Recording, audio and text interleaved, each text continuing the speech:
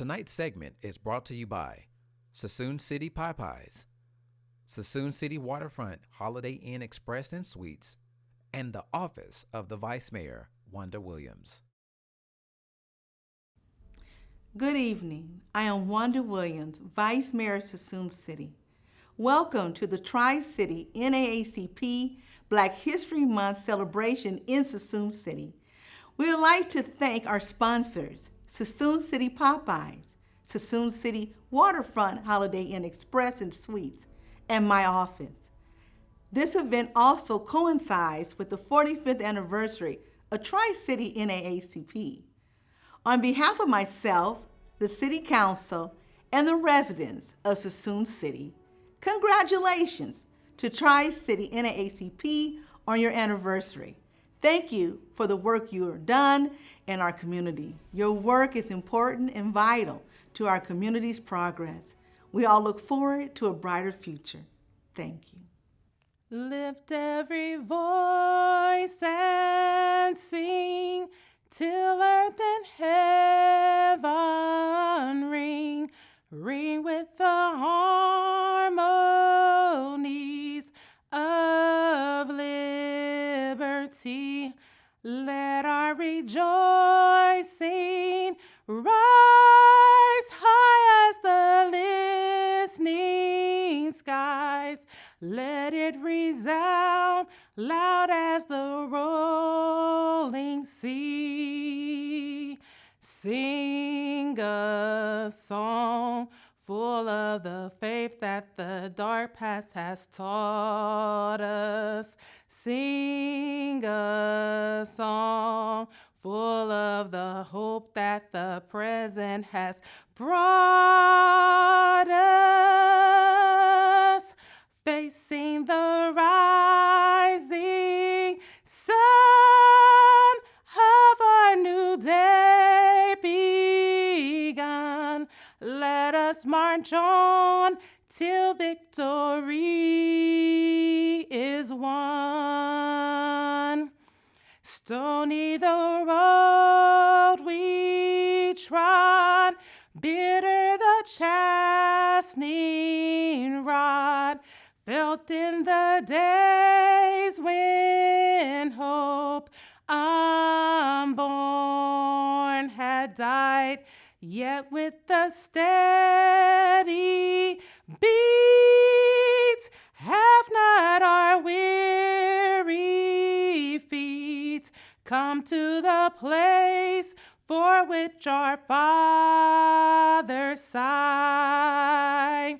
We have come over a way that the tears have been watered. We have come treading the path through the blood of the slaughtered. Out from the gloomy past, till now we stand at last, where the white gleam of our bright star is cast. God of our weary years, God of our silent tears, thou who hast brought us thus far on the way, thou who hast by thy might led us into the light. Keep us forever in the path, we pray, lest our feet stray from the places, our God, where we met thee. Lest our hearts, drunk with the wine of the world, we forget thee. Shadow beneath thy hand, may we forever stand true to our God, true to our native land. Black families in the Suisun City represents 20.3% of our population. Ever since the pandemic, Black families have been hit harder amongst anyone else. And Black families is the most vulnerable family in the community. Black families are even starting to evolve to know that it takes a village. Here in our next segment on Black families, it talks about the story on how Suisun City is the village. Thank you for joining us for this presentation on Black in Suisun City in the late 1950s, 60s, and 70s. My name is Aretha Lane Jefferson, and co-presenter is Ruth Smith Pointy. We came to Suisun again in the early 50s and 60s, 70s. Before we start, we'll lay a little background for Blacks who did come to Suisun in the 1800s.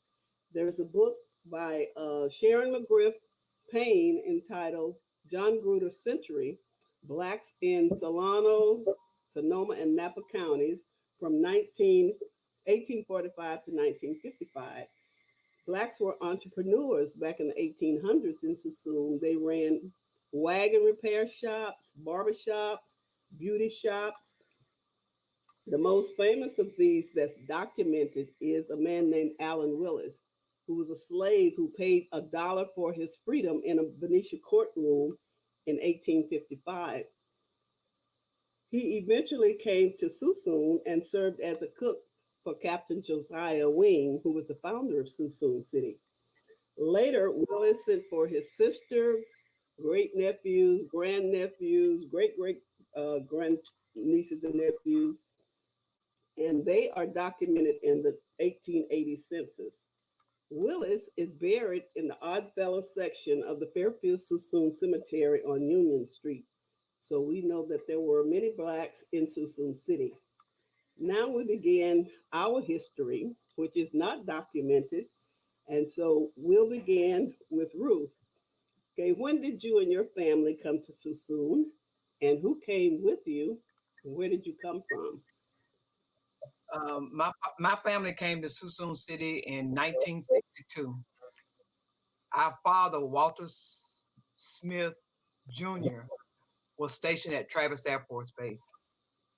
So the family consisted of my mother, father, 4 brothers, and 3 sisters. There was 8 of us. Okay, and why did you come? Well, because my father was being stationed at Travis Air Force Base. Okay. Yeah, so that was what brought us to the area. Okay, and where were you coming from? Mississippi. My father, when he entered the military, we were from a little town called Brandon, Mississippi, near Jackson, and he got stationed in Georgia for a brief spell, and then from there we moved to Suisun City. Okay. I came to Suisun City in 1966. I was pregnant with child, and I came to stay with my sister, whose husband was in the military, and she had 7 children, and then I was like a child. And so that's why I came to Suisun, to get a better life for myself and my child, my unborn child. Yeah. Okay, in what area did you live, Ruth? We stayed on Benton Court, which was an area that was behind the post office that was in Suisun City. The post office was on the corner in Suisun. Actually, I think the post office was located where La Cabana restaurant is. Right. And now, behind that was Benton Court, Travis Court, some other street. We were on Benton Court. I'll never forget the address, 242 Benton Court. Okay. And my sister and her children lived in Suisun properties, which were flat top houses. And we lived close to the slough. So when it rained, we got all that water from the slough. And we lived in probably a 3 or 4 bedroom house. There were like 8 or 9 people or more over in Suisun properties. Yeah. Okay, what was your family structure? Did you have any extended family members, or they were all the nuclear family? Everybody was like brothers, sisters, mom, dad. Yeah, everybody was brother, sister, mom, and dad. We lived in a 3 bedroom. Mom and dad had a room. The boys had a room. The girls had a room. So 8 people lived in this 3 bedroom little apartment. Uh, back in those times, bunk beds were very popular. So that's how the family was able to survive with 10 people. You know, it's like I said, 8 kids and 2 adults in a 3 bedroom. Okay, yeah, I've talked to other people and they say when the Smiths moved in, we never thought people were going to stop getting out of station wagon. Yeah. With We 10 people, there were a lot. we came across country in that station wagon, and don't forget the dog Bo. Okay, what was daily life like in the neighborhood? How did you interact with other neighbors? Uh, what was their shopping in Suisun?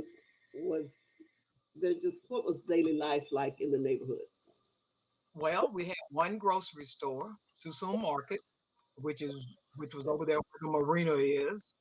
Um, there wasn't a lot in Suisun back then. Um, during those times, that's when things were pretty safe. The children would play in the neighborhood and communicate with one another. Families that hadn't met, were in constant contact. My mother had some good friends.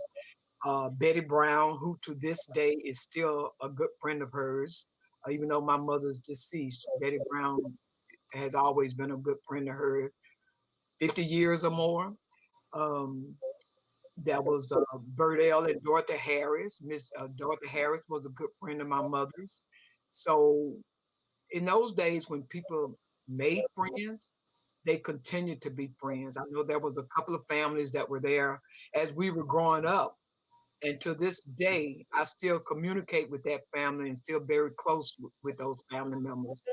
Call Betty Brown every year to see how she's doing. So when you made friends, they were always friends. And to this day, um, the legacy lives on being friends with some of the families that were in the community, including your sister and your family, the Booker family. Yes, Right. yes.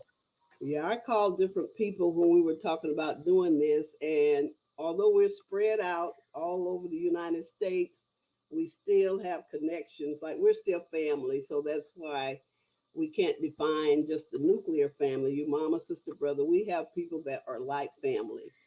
And I would call Suisun Market in Fairfield, in Suisun rather, and we went across the tracks to Wonder World to Yeah, shop because they had more of a variety. It was like a Kmart or a Walmart. You could buy dry goods, toys, yeah. food. You could do everything there. Whereas at Suisun Market, you were limited. But we didn't go to Fairfield too often, and we Right. came back to Suisun. We also, the women in Suisun, we had lingerie parties, Tupperware parties, and that was a means of socializing with us. Also, a lot of house parties where children were brought to the houses if there was a party and put in a room with some food, and you did not come out and try to dance with the older people. Yeah. We did not interact a lot with, I don't remember interacting a lot with other races.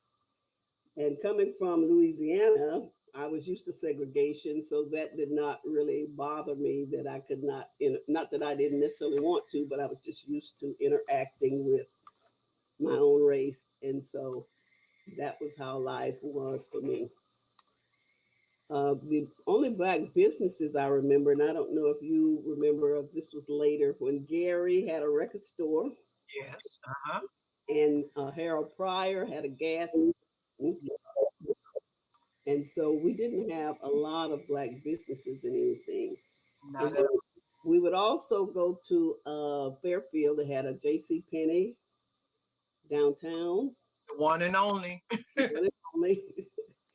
We We had a lady who ran hides, and she felt sorry for, I guess she considered us poor people, and she would open up credit accounts for us to buy clothing and things like that.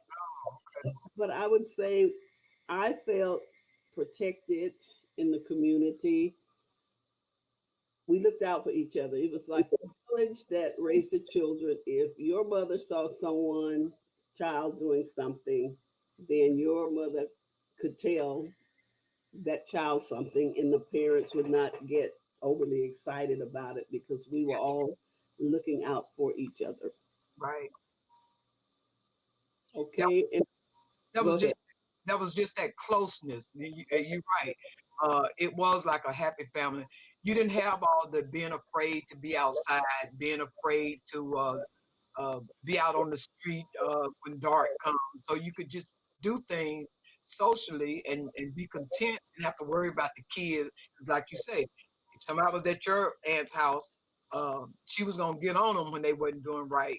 Or like my mother would say, that today, our parents would tell them kids, pull your pants up and wouldn't have no shame about it. But today, it's a different story.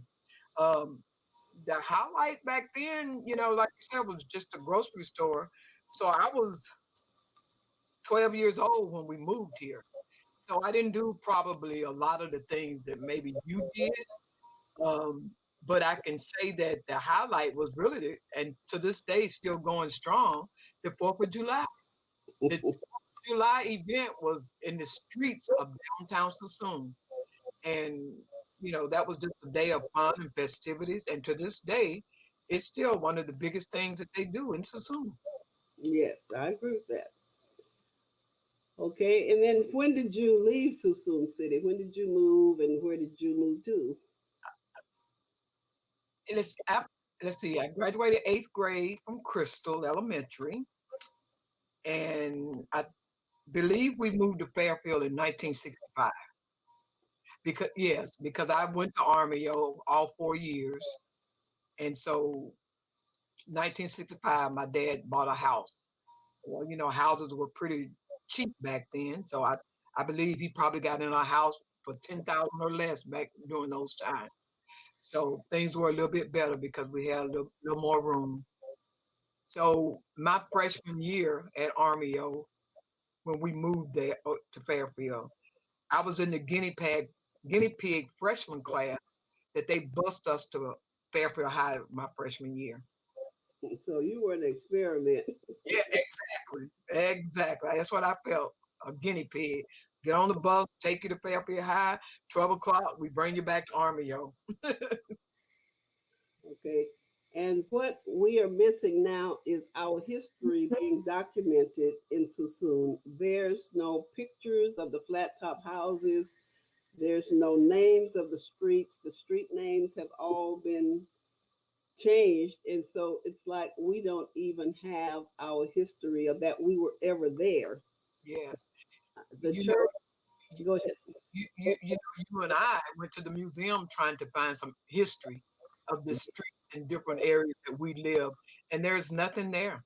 So I will say that you and I are going to work with the director over there, and we're going to make sure that we get something in the museum that represents our era and times in Suisun, because we Yes, don't want it forgotten. yes. Where the Mount Calvary Church in Suisun is now was on Mulberry Street. That street is now named Whispering Bay Lane. Right. It was Mulberry Street back in the 60s. We had a Head Start Center because I was one of the teachers in one of the apartments in Suisun Bay. And so all that now is like never was there. So the streets have all been renamed. They didn't want to see these flat top houses. And so we are just a memory to us. Yeah. I talked with the owner that owns some of the property back there where we used to live, which was in court, because I was, like I said, trying to do some research to find a little of the history. And he owns some of the land back there, which is commercial now, but it was very good talking with him. And I actually did see piece of a recorder's map that had the street Benton Court on it. Okay. And he did email it to me. It's black and white, but so I did find that little piece of history because it's just good to look back and see, oh, Benton Court, that's where I used to live. So anything that we can do moving forward, we want to try and locate some of our history. So I'm 110% with you in us doing that. Okay, thank you. Okay, I have another question. What is your fondest memory of living in Suisun City? Well, I told you the main one was the um, 4th of July event because that was the big event. Later on in time, there was a teen center that was on Main Street in Suisun. So on Sunday evenings, it opened up and teenagers could go to the teen center. But mind you, my mother, and being a church going woman, if we didn't go to church on Sunday, we couldn't go to that teen center Sunday evening. So I can tell you, we went to church because, that was a little outing. Other than that, what did we do for fun? Big brother, big sister program. Every summer when I got out of school, I would be well, you could call it a babysitter or a counselor, whatever you want to call us. I spent my summers working with the kids in the Big Brother, Big Sister program. And then back during those times, you could go to summer school. We went to summer school every year. We didn't go because we were missing grades or any time. Back then, you could go to summer school at no cost, and whoever wanted to go went. Because of that, by us by us going to summer school every year, when I got to my senior year, I had all my credits to graduate. My senior year, I went to school half a day, and all that was from going to summer school every year. So in my senior year, I only had to do the 3 required subjects, and so the rest of the day I went and took some training. Okay, when I moved from Suisun, I moved to some apartments on Broadway Street in Fairfield, not too far from Suisun. And my sister, I lived with her, and she was like, "It's time for you to be independent and be on your own." So my son and I moved. I have two fond memories of Suisun. One would be marching down what's now is Driftwood, was then Louisiana Street. Pastor Willie Graham, who's a Christian Body Life Fellowship, led a march, and we marched down the street singing, "We are one in the Spirit, we are one in the Lord. We know we are Christians by our love." And I remember that. Another memory I have is getting a call from Miss Tatum at the Employment Development Department. I had signed up, I was looking for a job. One day she called me and said, "Saritha, the teacher on Mare Island quit, and we need you to start. Can you start tomorrow?" I said, "Yeah." And then when I got off the phone, I said, "I don't have a car. I don't have any way to get to Vallejo. Forget about Mare Island because you have to have a badge." So my neighbors, Al and Martha Reddick, Mm-hmm. God bless them.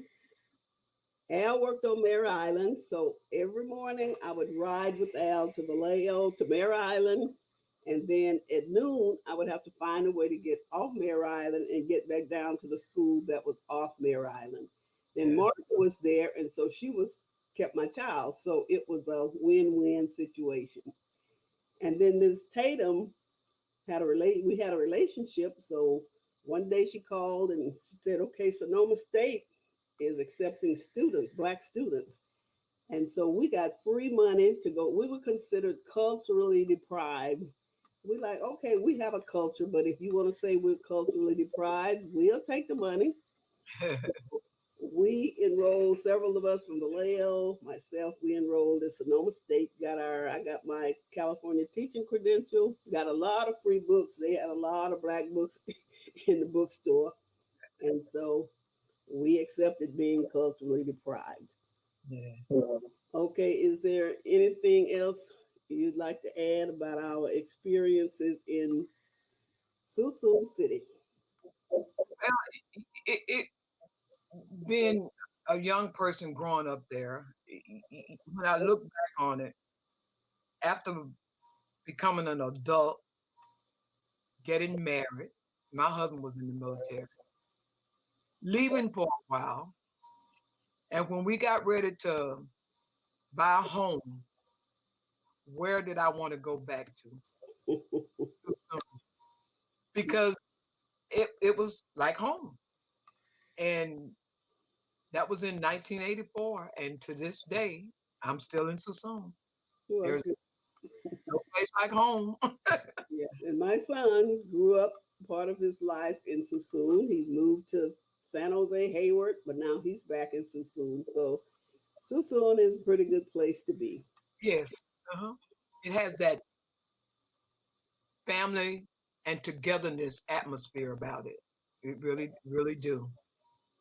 Okay, then I'll ask you another question because I know you're still actively going to city council meetings, and you know some of the blacks who are coming into positions in Suisun. So tell me how city government has changed in Suisun from when we lived there. Well, there is a there is a focus that I admire because the administration that's there now, the mayor and a couple of council members, they want to make sure that they're transparent. They want to make sure that the community is involved and engaged. There were committees that were implemented that had never been before because no matter what they seem to work on or want to get input on, they always be inclusive of the community. I admire that. Um, and so, yes, I have my hands in different things, trying to um, keep up with what's going on and be aware and try to get others involved as well. And I take information from our city and I pass it on to people in the community that need to know. Okay, and who are some of the African Americans in leadership positions in Suisun today? Well, we have our mayor, our first African American mayor, Lori Wilson. We have pro tem city council, Wanda Williams. Um, and we also have the housing director, or whatever her title is, Kathy Lawton. So those are three that I can name right off the top of my head. And fire chief. Pardon? I was going to say, and we have a first ever African American fire chief who I love dearly.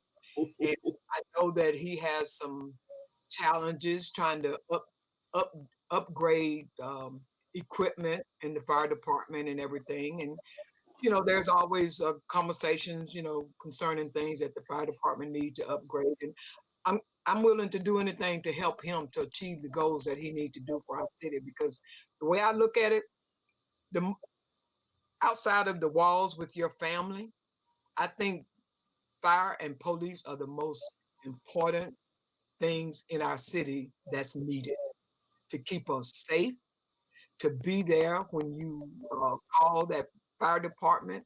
And if you got old trucks full of rust that move at two degrees, it's time to make some changes with them. So that's the conversation now with the fire department. And so we want to be included in that and see what we can do to move that forward.